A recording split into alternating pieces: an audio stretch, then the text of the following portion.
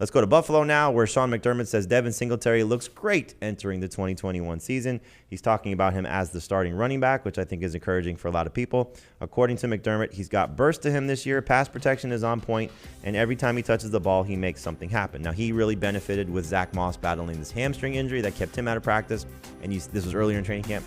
You see, you see the ADP here, where Singletary has moved ahead of Moss. We had seen Moss ahead of Singletary for the majority of the offseason.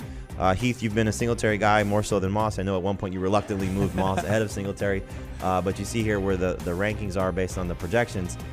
Singletary should definitely go ahead of Moss right now. I'm definitely taking. Now he's not in drafts. I was just in a draft where Zack Moss went in round 9 and Singletary fell to round 12 behind guys like Rashad Penny and Alexander Madison. I do think, and you can see it if you look back to his rookie year. Yeah, he had the same short yardage problems and he had some injury problems, but he averaged 5.1 yards per carry. He's been by far their best pass catching back. I think he has that role locked up. And no, there's not a lot of that for Buffalo, but he caught 38 passes last year. It's not nothing either.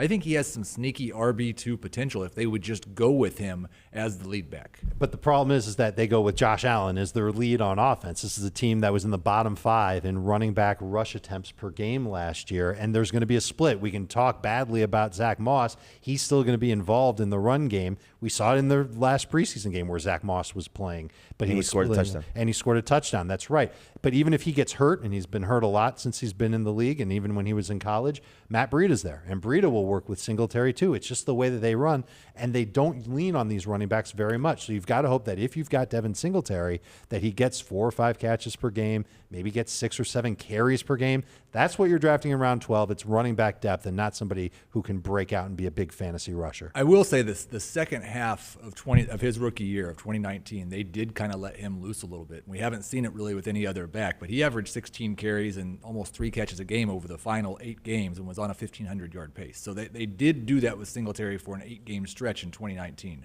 It was also before Stephon Diggs and before Josh Allen became Josh Allen, yeah. So that's something to keep in mind. And obviously, Zack Moss was not on the roster, so we'll see how things unfold there. I still think Moss has a lot of potential, but if Singletary is getting clearly the praise from his coaching staff and the way that he's looked so far, it's hard to justify drafting Moss over Singletary. Want more of the Fantasy Football Today podcast and nonstop year-round fantasy advice? It's simple. Hit the subscribe button and hang with us all throughout the year.